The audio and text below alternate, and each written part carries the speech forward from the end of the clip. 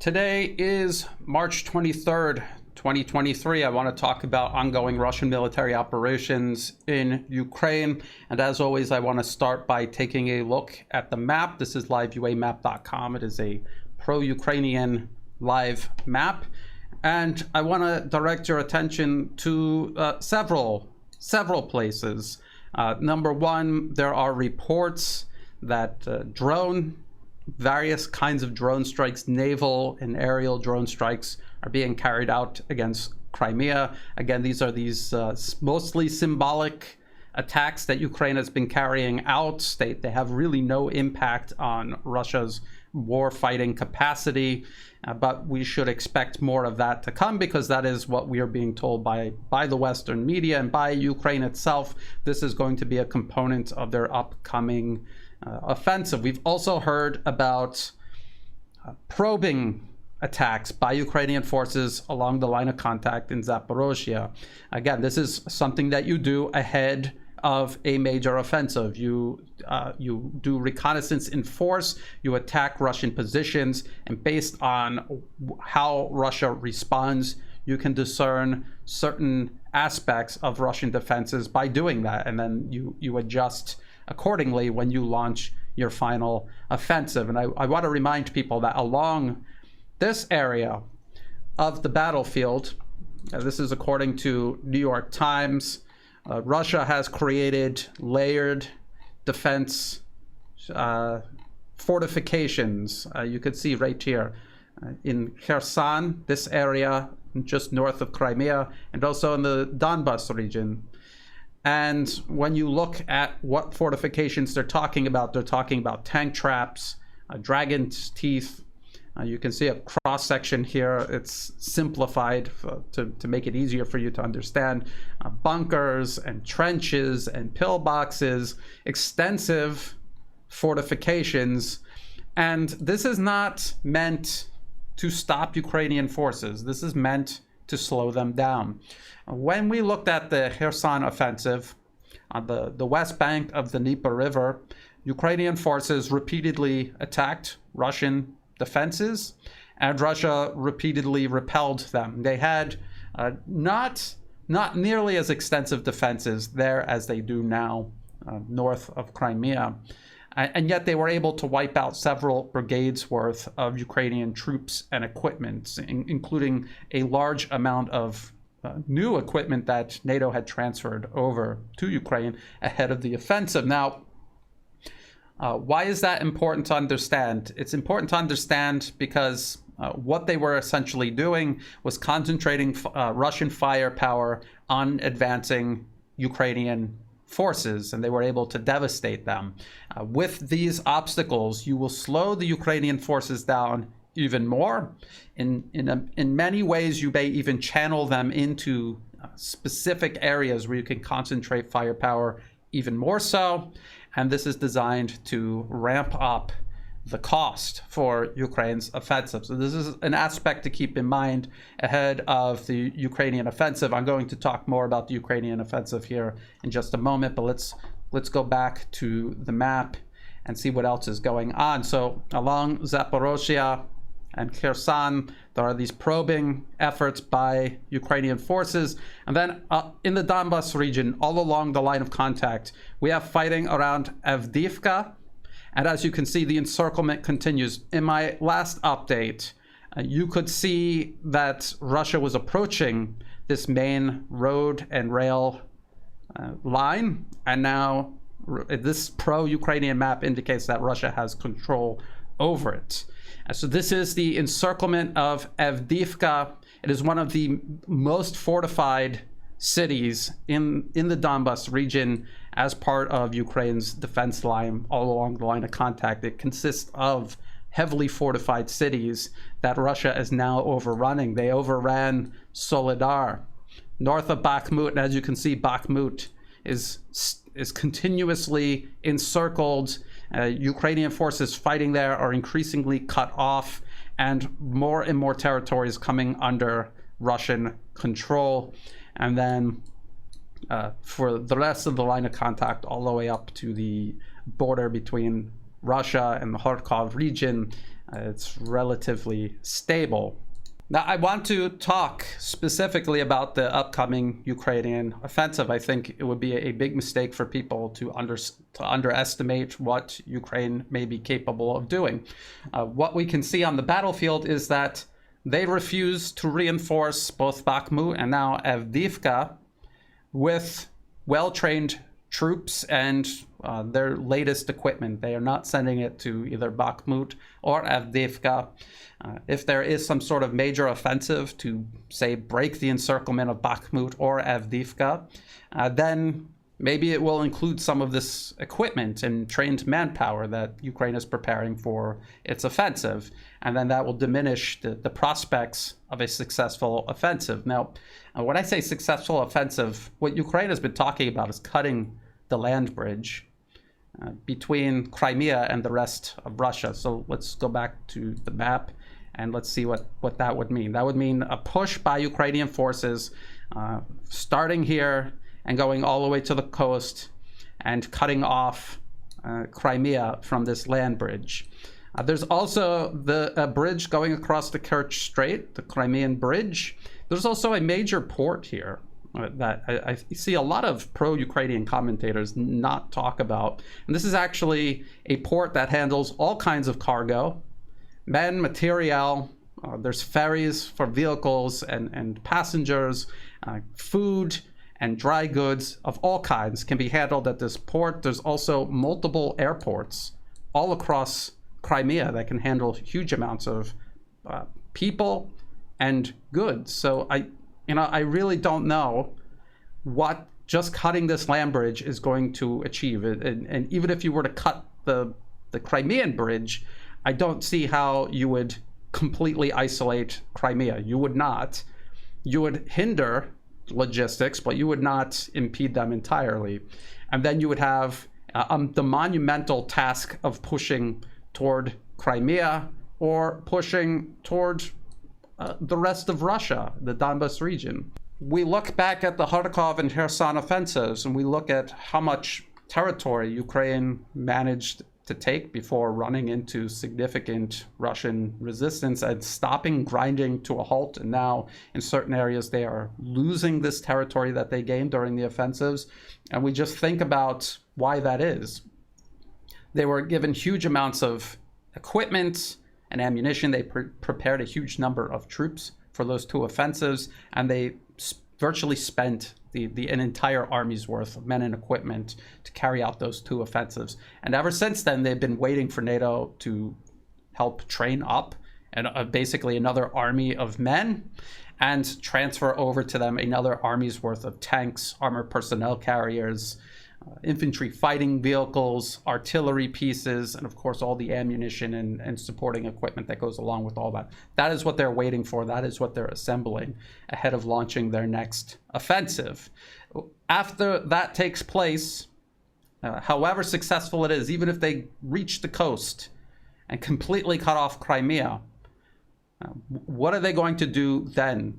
They're obviously going to suffer catastrophic losses like they did before in the Kharkov and Kherson offensives. Russia has many more troops on the battlefield now than they did then.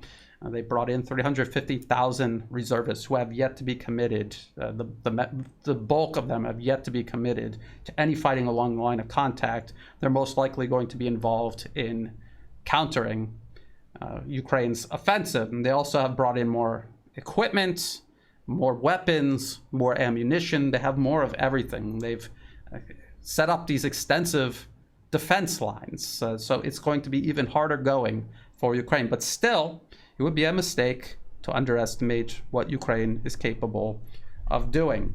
And it's only time is going to tell how this actually goes. But what I want to focus on are these preparations. And I want to drive home the fact that after this offensive, NATO collectively, the United States, the European Union, NATO as a whole, they have nothing left to send Ukraine in the amounts that they are sending right now. I want to go over some of this with you right now. It was articles like this from the New York Times. This was from November 2022, last year. Artillery is breaking in Ukraine. It's becoming a problem for the Pentagon. Ukrainian soldiers are firing thousands of shells daily, forcing the US to replace gun barrels across the border in Poland, because any significant maintenance facility set up in Ukraine is going to be hit by Russian cruise missiles. That is what they have been doing. This forces Ukraine to send all of their heavy weapon systems 1,000 kilometers away from the front line to the border with Poland, have it repaired there, and then shipped another 1,000 kilometers back. This is what the article says. A third of the roughly 350 Western-made howitzers donated to Kiev are out of action at any given time, according to U.S. defense officials and others familiar with Ukraine's defense needs. It also says swapping out a howitzer's barrel, which can be 20 feet long and weigh thousands of pounds, is beyond the capability of soldiers in the field and has become a priority for the Pentagon's European Command, which has set up a repair facility in Poland. And then they start talking about the quantity of shells fired. It says Ukrainian forces are firing 2,000 to 4,000 artillery shells a day, a number frequently outmatched by the Russians. Over time, that pace has caused problems for Ukrainian soldiers using M777 howitzers, such as shells not traveling as far or as accurately. And then they give an example. It says, in 2017, a Marine artillery battery from Camp Lejeune deployed to Syria with 4 M777 guns and fired more than 23,000 rounds of 155 millimeter ammunition in 5 months of supporting combat operations in Raqqa, nearly 55 times what a typical battery of that size would normally fire in a year of peacetime training. So that works out to about 40 rounds per gun per day over 5 months. And then the article talks about how after that 5 months, all of those guns had to be completely replaced by completely brand new weapons because they were totally worn out. Just to give you an idea of the wear and tear these M777s can sustain before they need to be replaced. The New York Times says a third of the 350 Western-made howitzers Ukraine has that are sent to them are out of action at any given time. So that means there's about 116 on the battlefield operating at any given time, give or take. So keep these numbers in mind as I'm building a case here. Now we go to this Financial Times article. Ukraine asks EU for 250,000 artillery shells a month. Defense Minister Oleksiy Reznikov seeks big boost to ammunition supplies to ease critical shortages. This was at the beginning of March. And it says if we were not limited by the amount of available artillery shells, we could use the full ammunition set, which is about 594,000 shells per month. And that would work out to about 170 shells per gun per day. 170 shells per gun per day of this 116 that would be operating at any given time. This would most likely cut down that window of operation for an M777 from 5 months to about a month, one month, 1.5 months before the gun would be completely worn out and need to be replaced.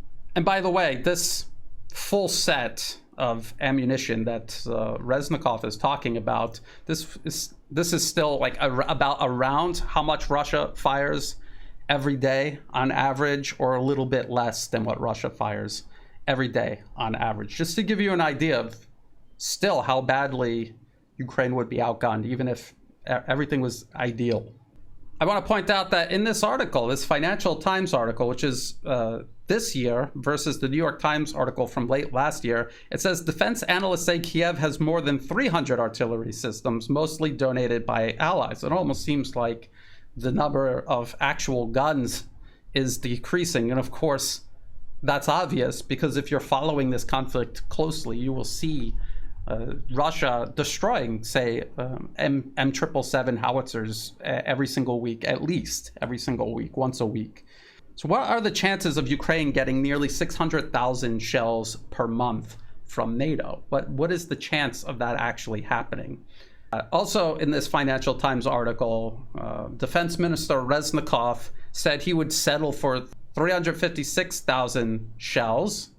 That is about, so between 356,000 to 600,000 shells per month. That would work out to about 4.3 million to about 7.2 million rounds per year. That is a lot of shells. And the chances of the US and the EU of delivering that to Ukraine anytime soon is exactly zero. There's 0% chance of that actually happening. The US and Europe could do this in the short term. They could do this in the short term by completely emptying out their strategic stockpiles. So they have been transferring large numbers of artillery rounds to Ukraine month to month.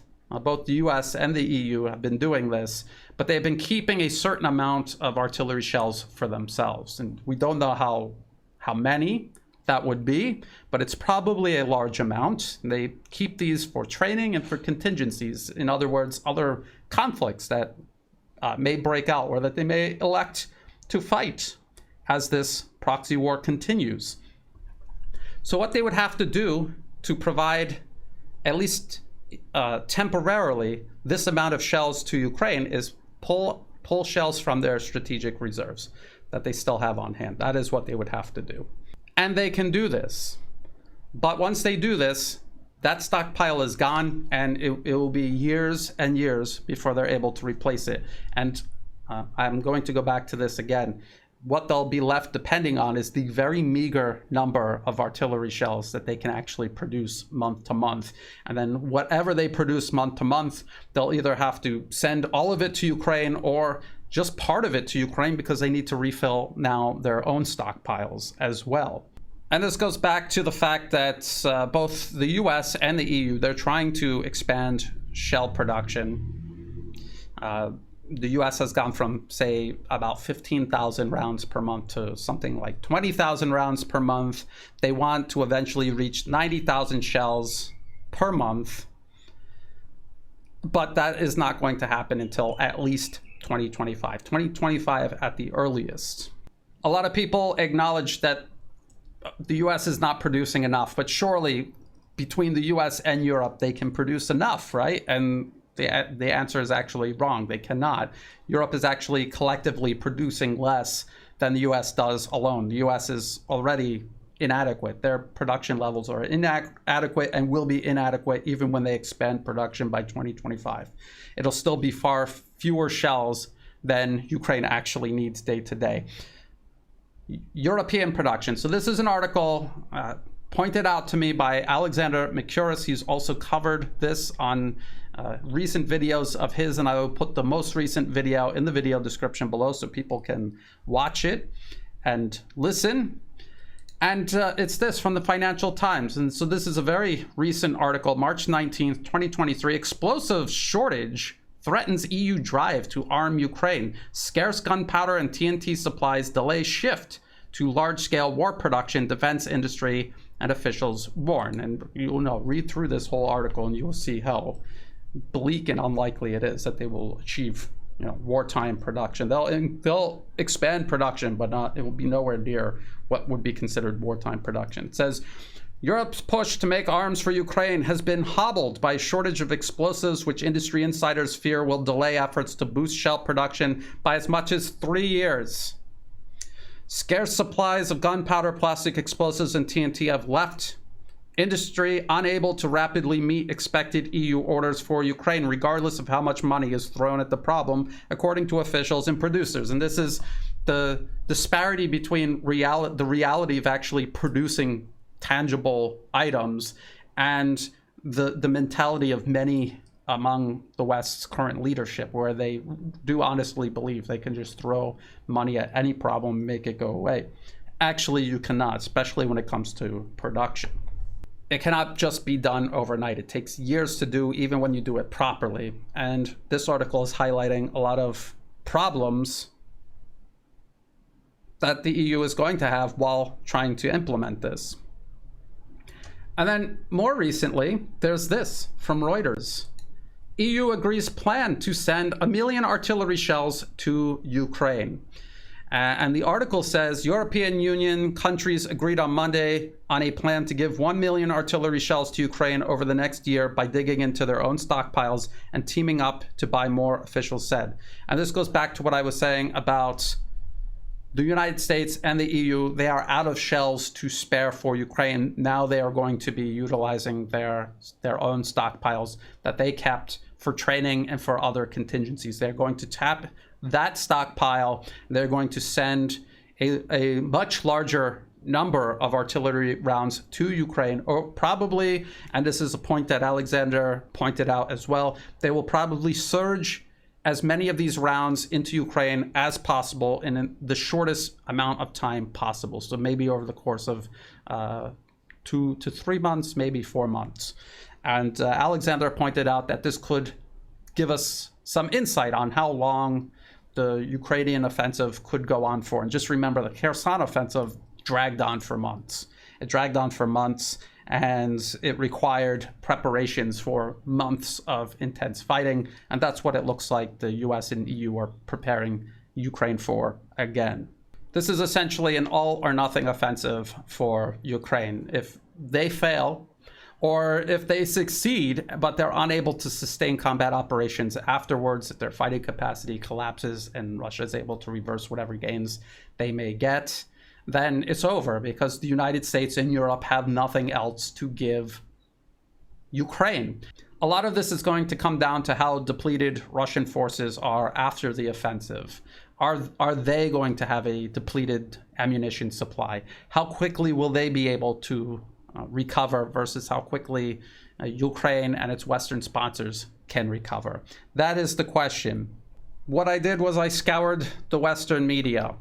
I was looking for any kind of information regarding Russian production numbers, because Russian production numbers, surely the US, the British, the EU, they have immense resources available to them in terms of gathering intelligence like this.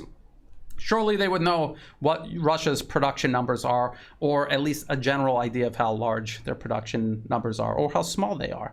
And if they had very small production numbers, this is a fact that I think that the US and its allies would want to tell the public. Because if Russia really was suffering a shortage, if they had a serious problem with military industrial output, and you told the Ukrainian people, the soldiers on the battlefield, the civilians back at home, and everyone across the West or around the world supporting the US proxy war against Russia in Ukraine, if you told them that time is running out for Russia, this is the information we have about their production numbers, look how extremely small they are, Russia doesn't have a chance, this would bolster morale, public morale, and the morale of troops fighting on the front line. Now, of course, the West says all of these things anyway to try to boost morale anyway, but they have no facts. They have presented no coherent,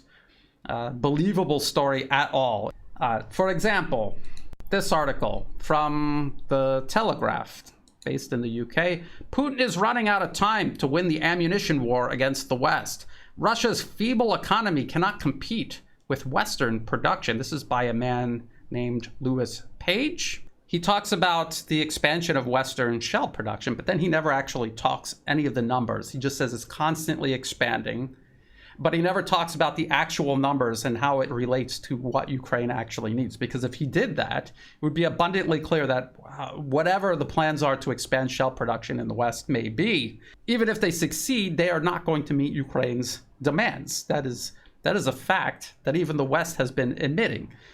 So he starts out on shaky ground, and then he says, so it's clear that the Western world, by which we largely mean the US so far, is rapidly increasing production of 155 millimeter shells. But it's often suggested that Russia is outproducing the West in simple artillery shells, at least if not more sophisticated weapons.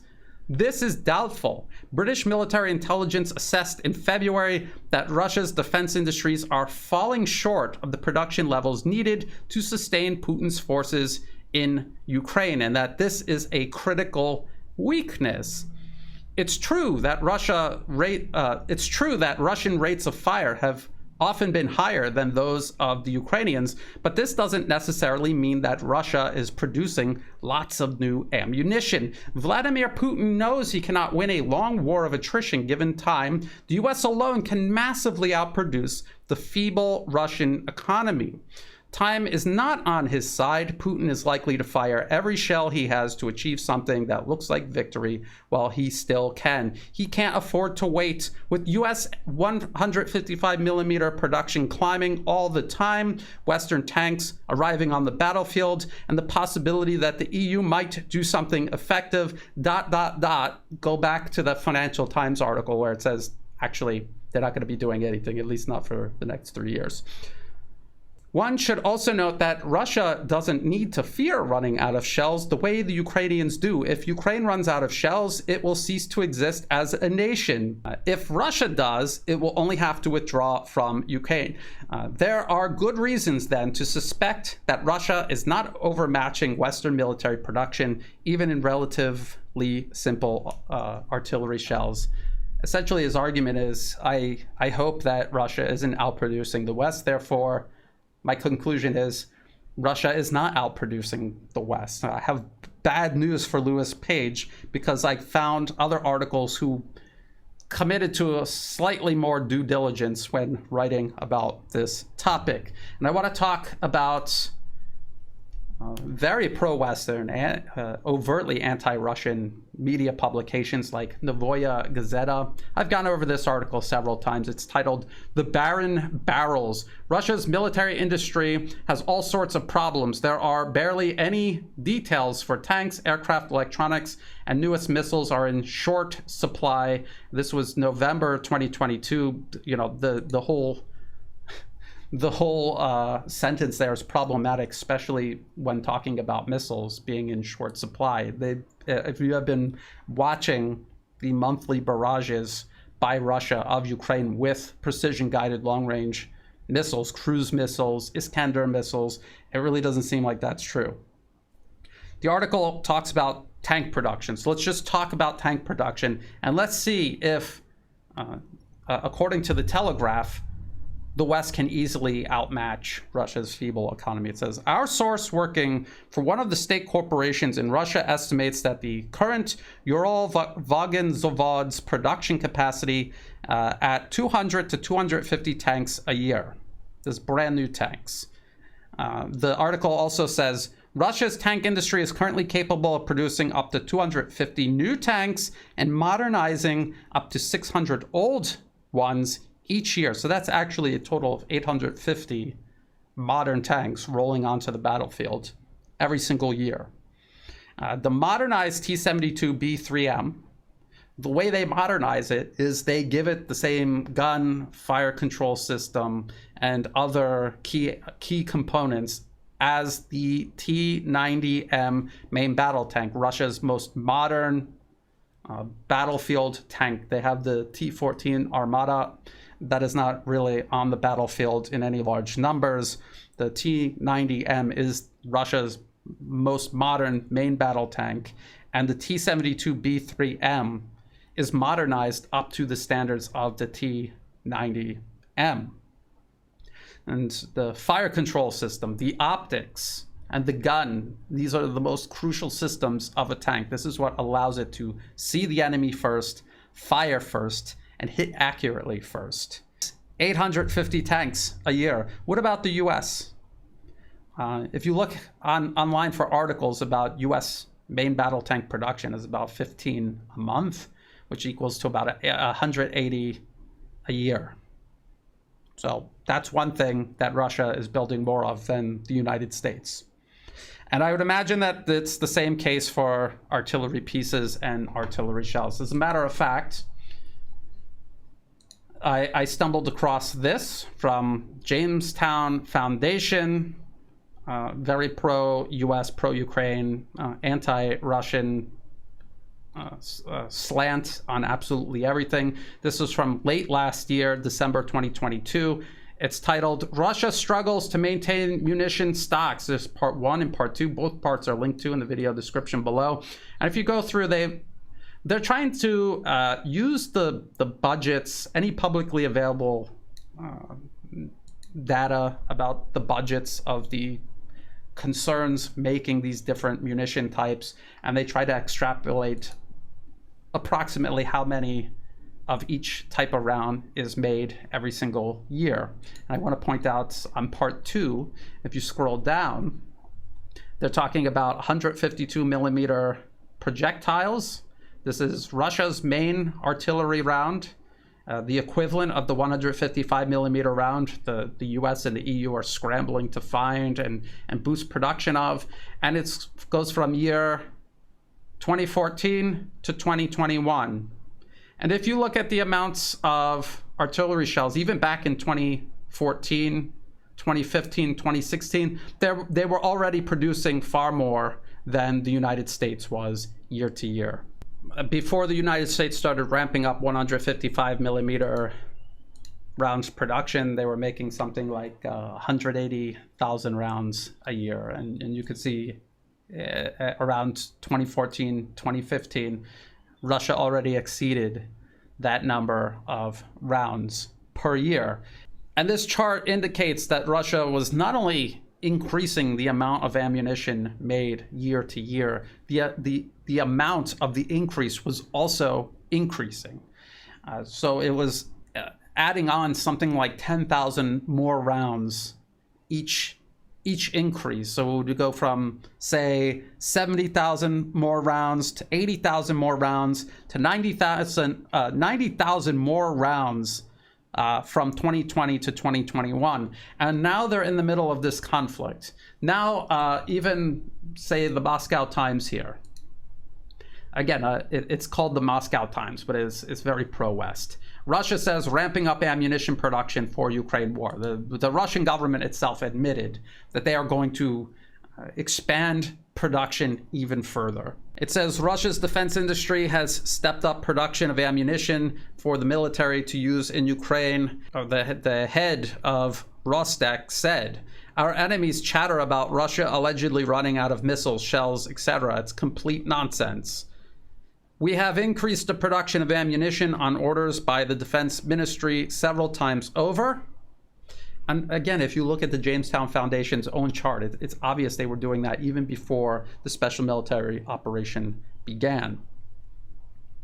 And then the Moscow Times also says, US military officials have recently claimed that Russia could use up its fully serviceable ammunition by early 2023 and may soon be forced to use older and less reliable stocks. If that's true, if Russia really is running out of, say, 152 millimeter artillery rounds, then we should expect them to try to compensate with something else.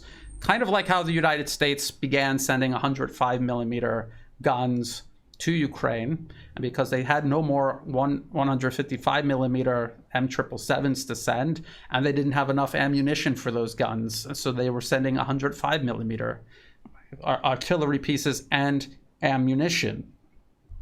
If Russia starts doing things like that, that may be a sign that things are starting to stretch in the same way it is for Ukraine. But at the moment, when you read articles about the fighting around Bakhmut, Russia is firing between 5 and 7 times more rounds back at Ukraine than Ukraine fires at Russia. Now, that has been going on throughout this entire conflict. This is also now because whatever additional ammunition Ukraine is getting, they are saving for their offensive. They are not sending it to Bakhmut or Avdeevka. And this is, the fall of Bakhmut, the encirclement of Avdeevka. This is evidence that Ukraine's military is stretched. It is stretched to the point where they are unable to maintain their defenses along the line of contact. And the only thing that they have left is this offensive. They launch this offensive, and when it's done, when it breaks against Russian defenses, or even if it breaks through Russian defenses, it's going to reach a certain extent where it will not be able to sustain further gains.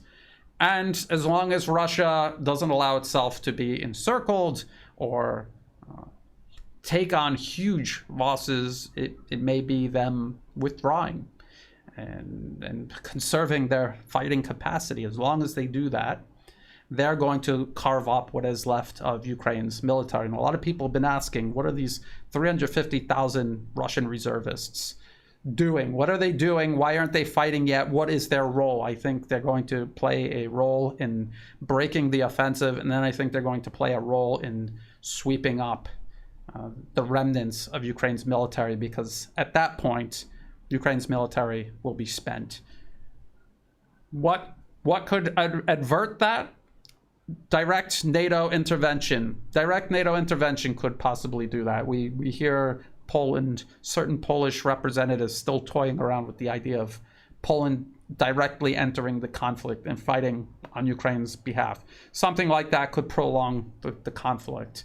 Or they could rush in and create a buffer zone so that Russian forces aren't able to just swallow up all of Ukraine. It's all possible. These are things that we can't really predict. We don't know. They're things to keep in mind. Russia's ability to regenerate its combat power versus Ukraine's inability to do so, and also the West's inability to do so.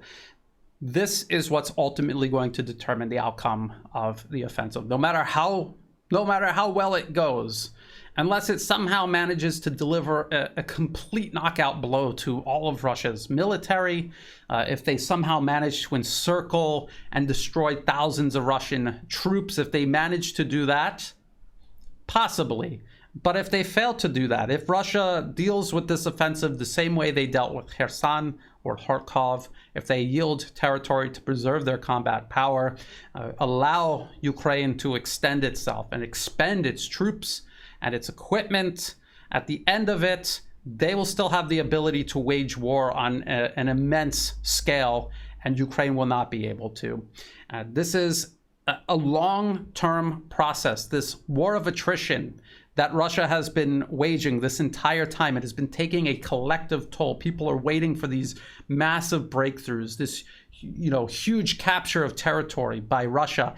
It's not going to happen. They're putting pressure everywhere until something cracks and the whole thing breaks down. That is what they're doing right now. And that's how this offensive is going to play into it.